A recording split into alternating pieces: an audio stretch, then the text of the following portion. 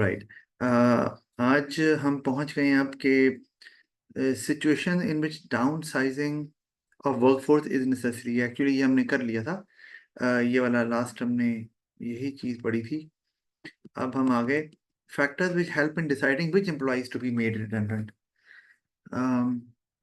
तो ये भी हमने शायद थोड़ा डिस्कस किया था इसको, क्योंकि जब आपको बताया था कि जब आप रिडंडेंट करते हैं तो उसका इम्पैक्ट आता है बिजनेस के ऊपर। किस सेंस में आता है? एक तो ये कि आपको एक, जिसे कहते हैं रिडंडेंसी पेमेंट, ठीक है, या कॉम्पनसेशन की एक अमाउंट देनी पड़ती है, क्योंकि you are asking employees to leave without their fault. तो उसके लिए फिर आप अपनी रेपुटेशन को मेंटेन करने के लिए ये कर रहे होते हैं। और अगर ये नहीं करेंगे तो ऑफ कोर्स फिर इमेज तो बैड स्प्रेड होगा, और जो एग्जिस्टिंग एम्प्लॉयज हैं वो भी they might start thinking that maybe हमारी बारी अब आगे, तो वो भी they might like to look for other opportunities as well, और चाहेंगे जितनी जल्दी हो यहाँ से निकलो भाई, इधर तो पता ही नहीं है, किसी को भी निकाल दे तो प्रॉब्लम आ सकता है। एनीवे, तो आप डिसाइड कैसे करते हैं अगर आपको ये करना ही है? रिडंडेंसी होती है, हर जगह होती है पूरी दुनिया में। तो एक तो ये कि workers who voluntarily want to leave, क्योंकि वो वर्कर्स जो खुद जाना चाह रहे हैं कि आप रिडंडेंट करें जी, हम छोड़ना चाह रहे हैं, ओके। अब उसमें ये है कि आपको पेमेंट तो शायद उनको देनी पड़े, ठीक है, क्योंकि वो छोड़ना चाह रहे हैं और वो ये एडवांटेज लेना चाह रहे हैं कि मतलब यार छोड़ते हैं, इकट्ठे पैसे मिल जाएंगे, फिर यार अपना कोई कारोबार शुरू करेंगे, या यार रेस्ट करेंगे, फिर कोई जॉब ढूंढेंगे, वट एवर। तो या उनको पैसों की जरूरत है, उन्होंने कहा जॉब छोड़ें और इकट्ठे पैसे मिलेंगे हमें। तो उसका फायदा ये होता है कि कोई बैड इमेज स्प्रेड नहीं होता, और वो जो एम्प्लॉय छोड़ के जाते हैं they are also pretty much satisfied, क्योंकि उन्होंने विलिंगली इस ऑफर को एक्सेप्ट किया होता है कि जी हमें आप निकाल दें और हमें पेमेंट आप दे दें जो कॉम्पनसेशन देनी है। और जो एग्जिस्टिंग एम्प्लॉयज हैं वो भी जो है ना इनसिक्योर फील नहीं करते कि भाई ये तो उन्होंने खुद कहा है यार कि हमें निकाल दें, तो इसलिए इट्स ओके। अच्छा, फिर इसी तरह तो एक तो ये फायदा हो रहा है। फिर workers whose length of employment is short. अच्छा, अब ये क्या, वो वर्कर जिन्होंने, जिनके जो सर्विस के साल हैं, जो टाइम पीरियड है वो कम है, उनको आप प्रेफर करेंगे रिडंडेंट करने के लिए। उसकी वजह पता क्या है? क्या वजह बता? जिनकी सर्विस की लेंथ ज्यादा है, आप उनको प्रेफर नहीं करेंगे कि इनको रिडंडेंट कर दें, बल्कि जिनकी लेंथ शॉर्ट है उनको करना चाहेंगे। पता है क्या वजह है? आइडिया है? सर मुझे समझ नहीं आया, आपने पूछने की क्या कोशिश की है? मैंने ये कोशिश ये की है कि जो सेकंड पॉइंट नजर आ रहा है ना, whose workers whose length of employment is short, यानी कि वो वर्कर जिनको अभी कोई 2-3 साल हुए हैं जॉब करते हुए इन एन ऑर्गेनाइजेशन, आप उनको पिक करेंगे टू मेक, यानी कि रिडंडेंसी आप अगर करना चाह रहे हैं या टू मेक वर्कर्स रिडंडेंट, तो आप इन एम्प्लॉयज को प्रेफर करेंगे कि इनको निकाला जाए। यानी कि वो एम्प्लॉय जो ज्यादा सालों से, वो 10-15 साल 20 सालों से काम कर रहे हैं, उनको आप नहीं निकालना चाहेंगे, उनको रिडंडेंट नहीं करना चाहेंगे, क्योंकि आपको वर्कर्स तो कम करने हैं, लेकिन आप फिर जिनकी सर्विस कम है, लेंथ ऑफ एम्प्लॉयमेंट कम है, उनको पकड़ेंगे। तो उसका रीजन क्या है, ये मैंने पूछा था। रीजन सर यही होगा कि जो लॉन्ग लॉन्ग टर्म पे एम्प्लॉयमेंट के अंदर हैं, वो लोग तो एक्सपीरियंस हो चुके होंगे अपनी स्किल्स के ऊपर और इस तरह की चीजों के ऊपर। जो शॉर्टली हमने एम्प्लॉय किए हैं वर्कर्स, वो तो अभी इतना एक्सपीरियंस नहीं हुए होंगे, इसलिए हम उनको चूज करेंगे रिडेंडेंसी के लिए। Okay, very good. बिल्कुल आपका वैलिड पॉइंट है कि जिन्होंने अभी किया है सर्विस, वो उतने यूजफुल बिजनेस के लिए अभी हैं ही नहीं, ठीक है। और जो इतने सालों से काम कर रहे हैं वो, इसका मतलब है किसी इंपॉर्टेंट पोस्ट पे हैं और बिजनेस के लिए बहुत ज्यादा यूजफुल हैं वो। दूसरा, अब वंस यू अनएम्प्लॉय देम, तो इतने एक्सपीरियंस वाले वर्कर आसानी से नहीं मिलते। तो इनको अगर निकालेंगे तो एक तो इतना फैक्ट बिजनेस में पड़ नहीं रहा, क्योंकि अभी तो उन्होंने स्टार्ट किया है, तो उनकी कोई कंट्रीब्यूशन इतनी बिजनेस में नहीं है। और दूसरा ये भी कि अगर उनको आप निकाल भी देंगे और बाद में आपको जरूरत पड़ गई, तो आपको प्रॉब्लम नहीं है, क्योंकि आपको 1-2 साल के तजर्बे के साथ जो है ना वो वर्कर आसानी से मिल जाते हैं, क्योंकि उन लोगों को तो जॉब की जरूरत होती है, because they are not demanded much. जो एक्सपीरियंस्ड लोग होते हैं और जिनके पास एक्सपर्टीज होती हैं, जिन्होंने लर्न किया होता है ओवर देयर प्रोफेशनल लाइफ, वो फिर डिमांड में ज्यादा होते हैं और वो आसानी से आपको अवेलेबल नहीं होते। तो एक तो ये रीजन है। दूसरा, एक और वजह भी है इस पॉइंट नंबर 2 के अंदर, वो ये कि आपको कॉम्पनसेशन कम देनी पड़ेगी ना। अगर किसी वर्कर ने 2 साल काम किया है तो 2 साल के हिसाब से उसको कॉम्पनसेशन दे देंगे। अगर किसी ने 15-20 साल काम किया है तो पेमेंट बहुत ज्यादा हो जाएगी। तो मैंने आपको जैसे बताया कि मेरे एक रिलेटिव थे, उनको रिडंडेंट किया गया तो उनको 6 लाख दिया गया। क्यों? क्योंकि भाई उनकी सर्विस कम थी। लेकिन किसी को 80 लाख भी दिया गया क्योंकि उनकी सर्विस ज्यादा थी। तो इसलिए आपको प्रेफर करते हैं कि जिनका एक्सपीरियंस कम है उनको निकाला जाए, क्योंकि आपको कॉम्पनसेशन कम देनी पड़ेगी। और तो डाइवर्सिटी में मैं जैसे आपको बताया कि आपके पास मेल सेल्स स्टाफ मौजूद है। अब आपने मजीद अगर आपको सेल्स स्टाफ चाहिए तो आपने कहा जी वी रिक्वायर फीमेल्स, ठीक है, हु कैन अटेंड कस्टमर्स। उसकी वजह यह है कि आप मिक्स क्यों रखना चाह रहे हैं, क्योंकि एम्प्लॉयज डिफरेंट तरह की होती हैं। Some females are comfortable when a female is dealing them. तो आपने कहा जी फीमेल चाहिए। अच्छा, इसी तरह अब खाली मेल फीमेल की बात नहीं हो रही, इसी तरह और है कि आप डिफरेंट बैकग्राउंड्स या डिफरेंट लैंग्वेजेस बोलने वाले डिफरेंट रीजन से लोग रखते हैं। जैसे कि अगर आपकी एक सर्टन लैंग्वेज है, फर्ज किया आपको पश्तो नहीं आती, लेकिन कोई बंदा पठान आ गया है जो आप पश्तो में बात करना चाह रहा है, ऑफ कोर्स आपको पता है आपकी जो नेटिव लैंग्वेज है आप उसी में कंफर्टेबल होके अपनी फीलिंग्स को एक्सप्रेस कर सकते हैं और जो भी आपकी रिक्वायरमेंट आप बता सकते हैं। तो आप जैसे ही वो पठान आएगा, आप अपन आपका जो होगा वो खान साहब जरा आइएगा जरा इनसे डील करें। क्यों? Because the customer would get comfortable कि वो अपनी लैंग्वेज में उससे बात कर पाएगा। तो इसी तरह कोई अगर अंग्रेज आया है या कोई भी और बंदा, तो आप उस बंदे को लेकर आएंगे जो कि उससे कंफर्टेबली उस तरह से बात कर सके, उसको वो प्रोटोकॉल दे सके जो कि कस्टमर रिक्वायर कर रहा है। तो मिक्स्ड ऑफ वर्कफोर्स इसीलिए जरूरी है क्योंकि customers they are not the same, ठीक है, they have different requirements, they want to be dealt with in a different way. वो डिफरेंट किस्म का प्रोटोकॉल चाहते हैं आपसे। तो वो उसके लिए आपको फिर मिक्स वर्कफोर्स चाहिए। तो ये डाइवर्सिटी में ये आ रहा है। पर लाइक मेल जो लोग हैं, मेल एम्प्लॉयज, वो कहते हैं कि मेल एचआर होना चाहिए, हाँ बट ये भी फीमेल्स है। कहती हैं कि फीमेल एचआर होनी हाँ चाहिए। ये भी है, लेकिन ये चले इंटरनल, अब एचआर तो एक ही हो सकती है। लेकिन ये कि बहरहाल ये हम तो कस्टमर के पॉइंट ऑफ व्यू से बात कर रहे थे। वैसे तो अगर मैनेजर रख रहे हैं तो दो तो नहीं रख सकते आप ऑफ कोर्स। लेकिन हाँ, हम कस्टमर के पॉइंट ऑफ व्यू से बात कर रहे हैं तो वहाँ हमने देखना है कि ये आइडिया काम कर रहा है कि नहीं कर रहा। एम्प्लॉय, क्योंकि कस्टमर तो हर तरह के आते हैं जो डील करना चाह रहे हैं आपके एम्प्लॉय से या जिससे वो कंफर्टेबल है। वो लैंग्वेज है, पर्सनैलिटी है, जेंडर है, whatever is the reason. तो आपको हर तरह से इक्विप रहना है ताकि once a customer visits your shop, वो हमेशा आपसे ही बाय करता रहे। यानी कि एक दफा आया है तो वो सेटिस्फाई होके ही निकले वहां से। अच्छा। अच्छा, अब उसमें अगर हम देखें तो फायदे क्या है। एक तो ग्रेटर कंज्यूमर मार्केट, मैंने बताया डाइवर्सिफाइड वर्कफोर्स क्यों चाहिए होती है ना। एक तो ये कंज्यूमर मार्केट है, तो अगर आपके पास डाइवर्स वर्कफोर्स है तो आप वो नए आइडियाज, मतलब कस्टमर्स को एंटरटेन करने के या अपने बिजनेस को एक डिफरेंट वे में प्रेजेंट करने के आइडियाज भी दे सकते हैं, that might be like by various types of customers. अच्छा, वेल क्वालिफाइड वर्कफोर्स आपको चाहिए, greater variety to choose from. अगर वेल क्वालिफाइड है तो ऑफ कोर्स आपके लिए आसानी होती है ना कि आप उनको क्या काम दे रहे हैं। तो और आप अगर प्रेजेंट करना चाहते हैं बिजनेस को तो ऐसे वर्कर्स तो बिजनेस का एक अच्छा इमेज देते हैं ऑफ कोर्स। लैंग्वेज स्किल्स वगैरह ये मैं बता चुका हूँ, पर्टिकुलरली अगर आप इंटरनेशनल मार्केट में भी सेल करते हैं तो आपको you need to be an expert in more than one language, ताकि या 2-3 लैंग्वेजेस आपको आनी चाहिए। अच्छा, जैसे कि आप बाहर कहीं जाते हैं तो बाहर अगर कोई एम्प्लॉय रखते हैं, आप चाइना जा रहे हैं तो चाइनीज आना जरूरी है, क्योंकि चाइनीज नहीं आएगी तो वो जो कस्टमर आपसे बाय कर रहे हैं वो कंफर्टेबल नहीं होंगे। वो इंग्लिश में बोल रहे हैं लेकिन उन्हें एक्सप्रेस करना नहीं आ रहा, तो प्रॉब्लम आ जाएगी। तो आपको चाइनीज सीखनी है अगर आपको चाइना में जॉब करनी है, या अगर आपको किसी भी और कंट्री में जॉब करनी है तो वहाँ की लैंग्वेज आनी चाहिए।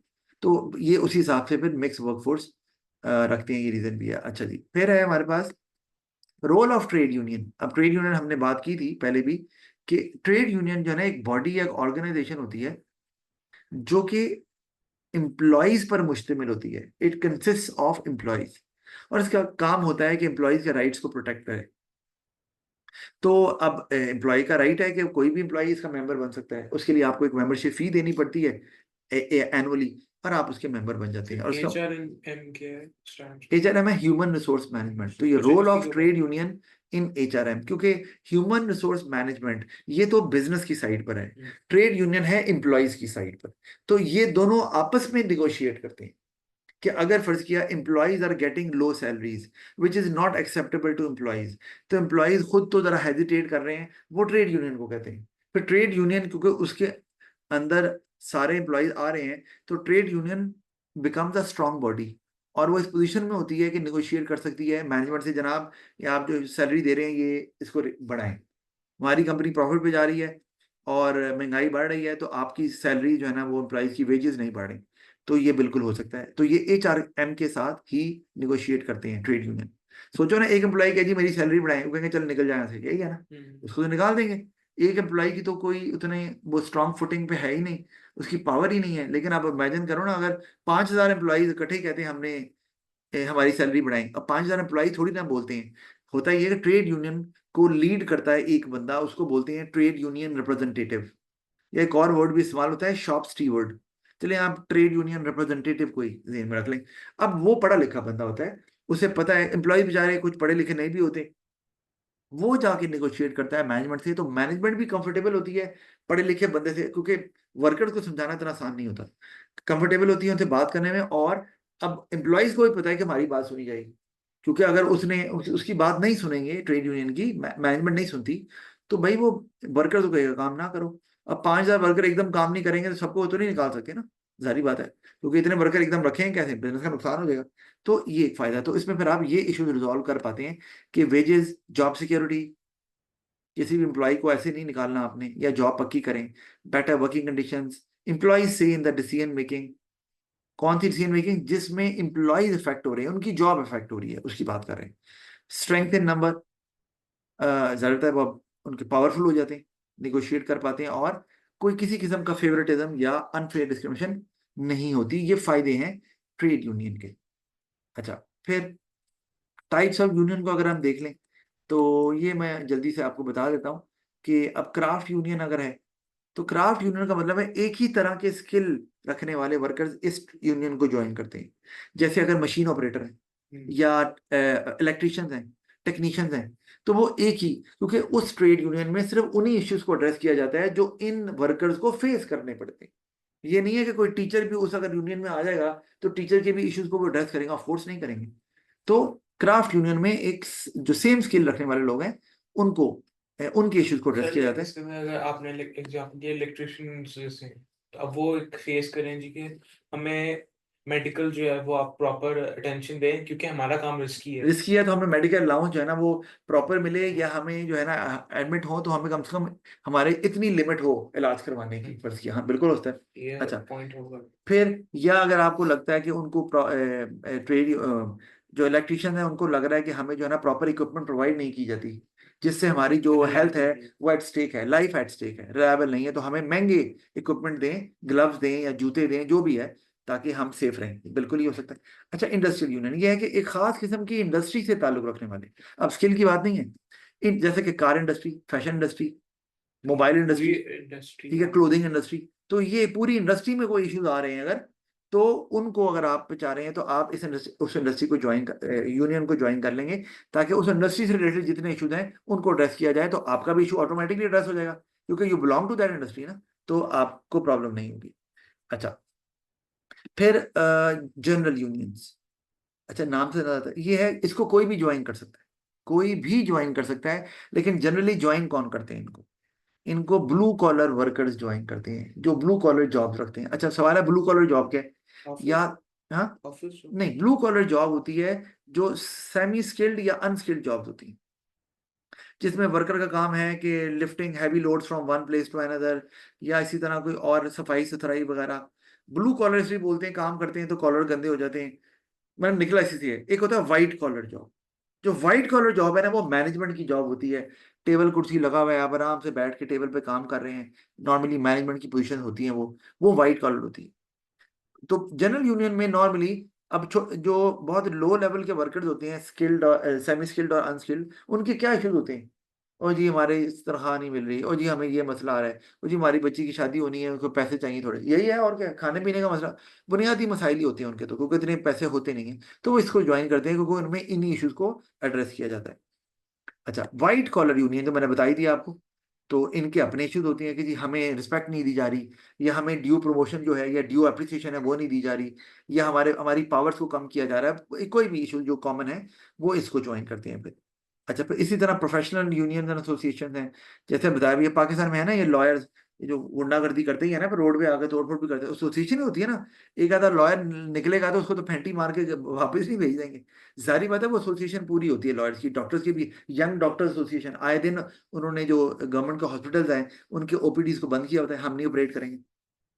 तो ये डॉक्टर्स और लॉयर तो बड़े इन हैं पाकिस्तान में, इनकी जो एसोसिएशन है, तो इनको एसोसिएशन बोल रहे हैं क्योंकि ये प्रोफेशनल डिग्री होल्डर्स होते हैं, यानी कि डिग्री लेके इन्होंने प्रैक्टिस करनी होती है, डॉक्टर इंजीनियर तो आम है इसके अंदर हमारे पास, तो वो इसको फिर ज्वाइन करते हैं इस तरह से। अच्छा, और ये जो इंडस्ट्रियल एक्शन आपको नजर आ रहा है, नाम से नजर आ रहा है, ये होता है कि अगर ट्रेड यूनियन और मैनेजमेंट की आपस में बात नहीं बनती, their negotiation does not come to an end successfully, तो फिर वो एक्शन लेती है ट्रेड यूनियन, अच्छा हमारी बात नहीं मान रहे, चले फिर हम कुछ करेंगे जिससे इनको प्रेशराइज किया जाए, इनके डिसीजन को इन्फ्लुएंस किया जाए। अच्छा, अब उसमें वो मैनेजमेंट पे प्रेशर डालते हैं। अच्छा, अब और जो जो इशू होता है उसको बोलते हैं इंडस्ट्रियल डिस्प्यूट। कोई इशू है जैसे वर्कर्स की वेज नहीं बढ़ा रहे, या वर्कर्स की वर्किंग कंडीशन बहुत पुअर है, या वर्कर्स के साथ अनफेयर डिस्क्रिमिनेशन हो रही है, whatever is the reason, हम उसको बोलेंगे इंडस्ट्रियल डिस्प्यूट। आ गया है दोनों में, ठीक है, मैनेजमेंट नहीं मान रही और वो कह रहे हैं कि ये हमारी मांगें पूरी करें, ये जो बड़ा एक मशहूर सा नारा है ना, तो एक्शन फिर वो लेते हैं, और वो एक्शन क्या लेते हैं? अच्छा, पहले तो नेगोशिएट, वो कहते हैं टेबल टॉक, आ जाए बात करें, तो ट्रेड यूनियन का बंदा जो ट्रेड यूनियन रिप्रेजेंटेटिव वो तो जाके बात करता है, नेगोशिएशन बन जाती है तो ओके फाइन, नहीं बनती तो फिर उनके पास और तरीके हैं, गो स्लो, जानबूझकर अपने काम को स्लो कर देते हैं। अब कोई देख तो नहीं, अब कहेंगे यार आपने अभी तक काम नहीं किया है पूरा, जनाब वो कर तो रहे हैं बस वो टाइम लग रहा है, अब मुश्किल है ना काम बताना किसी को, अब हर वक्त कोई सर पे खड़ा होकर तो नहीं करवा सकता काम, कहीं इधर उधर जाता है वो काम ही नहीं करते फिर, तो स्लो कर रहे हैं, क्यों? ताकि नुकसान हो बिजनेस को, क्योंकि वो उनकी बात नहीं मान रहे। अच्छा, फिर वर्क टू रूल, जानबूझकर रूल्स को फॉलो करना, मतलब क्या? अब आपके सर रूल तो फॉलो करते ही हैं, तो rules are meant to be followed, तो उसमें प्रॉब्लम ये है वो रूल्स को अननेसेसरीली फॉलो करना। जैसे कि एग्जांपल है कि आपका सुपरवाइजर है जो आपको काम कोई बताता है रोज, अब आपको 10 साल हो गए काम करते हुए या 5 साल हो गए, आपको पता क्या काम करना, आप आए, सुपरवाइजर नहीं आया, आपने काम ही नहीं किया, वो आया ना, काम नहीं किया, सर जी आपने बताया ही नहीं, आप बता, पता था क्या काम करना है, लेकिन अगर देखा जाए तो रूल तो यही कहता है कि सुपरवाइजर कहेगा तो करना है, तो उसने नहीं किया, आप अब उस पर इसको निकाल तो सकते नहीं, हाँ वाकई यार नहीं कहा, पता था उसे। ये भी मकसद यही है कि काम स्लो हो जाए और बिजनेस डेडलाइन मीट ना करे और स्ट्रगल करे, तो ताकि फिर हमारी बात माने। इसी तरह ओवर टाइम बैन मैंने बताया था, ओवर टाइम किसी भी इंप्लॉय का राइट है कि वो ओवर टाइम से रिफ्यूज कर सकता है और उसको इस बात पे निकाल नहीं सकते। तो ओवर टाइम करवाया कब जाता है, कब आप चाहते हैं एम्प्लॉयज को कि ये ओवर टाइम करें, बताएं कब ऐसे होता है? कब चाहेगा बिजनेस एम्प्लॉयज को कहना कि यार थोड़ा टाइम ऊपर भी लगा लो होम टाइम के बाद? जब वो खुद अपना जो उसको डेट काम दिया गया है वो अपना टाइम पे नहीं करता। अपने टाइम पे नहीं कर रहा तो वो ओवर टाइम क्यों होगा? उसको सजा मिलनी चाहिए फिर तो, ओवर टाइम तो मर्जी से होता है। क्यों जी? क्यों जी भैया? ओवर टाइम बैन क्यों होगा? Over time, sorry, over time क्यों करवाया जाएगा एम्प्लॉय से, कब कराया कराया जाएगा भाई? सर तब जब प्रोडक्शन की जो डेट है, जब हमने वो डेडलाइन, प्रोडक्ट को जो डेडलाइन है वो बहुत करीब आ जाए तब। वेरी गुड, बिल्कुल सही कहा, डेडलाइन करीब आ गई है and you feel that you won't be able to meet that deadline, या आपकी डिमांड बहुत ज्यादा बढ़ गई है एकदम से, कस्टमर क्लाइंट बहुत आ गया है, आपने कहा यार इनको अब हमने वो मिस नहीं करना, तो फिर आप वर्कर से कहते हैं भाई ओवर टाइम कर लें, क्योंकि इतनी जल्दी एम्प्लॉयज हायर तो कर नहीं सकते आप, तो फिर आप उनको रिक्वेस्ट करते हैं, और यही वो टाइम होता है जिसमें एम्प्लॉयज अपनी बात मनवा सकते हैं उन्हें पता है जी हमने अब ओवर टाइम करने से तो एम्प्लॉइज को एक्स्ट्रा पैसे मिलेंगे, लेकिन वो कहते हैं जी हमने नहीं करना जी, हमारे पास टाइम नहीं। उन्हें पता है कि जी इतने डेडलाइन इनकी पूरी नहीं होनी, या इनके पास इतना कस्टमर आ गया है, इनको इनकार करना पड़ेगा और इनका इमेज खराब होगा। तो ये बात फिर ये टाइम है जब वो बात मनवा सकते हैं। और लास्ट जो रिजॉर्ट होता है ना किसी भी ट्रेड यूनियन का, जब बिल्कुल सेटलमेंट नहीं हो रही तो वो स्ट्राइक कर लेते हैं। ये बड़ा आम है, आपको पता भी है कि काम से रिफ्यूजल, यानी कि आते हैं वर्क प्लेस पे, आते हैं वहां बैठ जाते हैं कि हमने काम नहीं करना। ये सबसे एक्सट्रीम एक्शन है जो कि ट्रेड यूनियन ले सकती है। इसमें तो प्रोडक्शन बिल्कुल ही रुक जाएगी, कस्टमर को कोई सर्विस नहीं मिलेगी। तो ये बहुत बड़ा एक सेटबैक है। अब इसमें एक जरूर नुकसान है कि स्ट्राइक से पैसे एम्प्लॉय को भी नहीं मिलेंगे ना, काम तो नहीं कर रहा वो एम्प्लॉय, काम तो कर ही नहीं रहा, पहले तो स्लो स्लो काम तो कर रहा था ना। तो पैसे एम्प्लॉय को भी नहीं मिलेंगे, लेकिन उनको चूंकि बड़ा बेनिफिट चाहिए एम्प्लॉयज को, तो कहते हैं कोई बात नहीं। और वैसे भी ट्रेड यूनियन होती है उनको सपोर्ट करने के लिए, मतलब ये कि डिफिकल्ट टाइम्स में ट्रेड यूनियन फाइनेंशियली भी सपोर्ट कर सकती है एम्प्लॉयज को, कि यार हमने अपनी बात मनवानी है। तो ये बिल्कुल हो सकता है, लेकिन कई एम्प्लॉयज जो कि बड़ा हैंड टू माउथ चल रहा है काम, तो उनके लिए शायद ये बड़ा मुश्किल हो जाए एक आध दिन भी, क्योंकि एक आध दिन नहीं काम करेंगे तो उनको वो जो डे की रिम्यूनरेशन है, या जिसे आप दिहाड़ी बोलते हैं, वो नहीं मिलेगी ना। तो उनके लिए हो सकता है प्रॉब्लम आ जाए। एनीवे लेकिन पर ये तरीका जरूर है। ओके, आज के लिए इतना ही। तो बाकी फिर अब कल देखते हैं।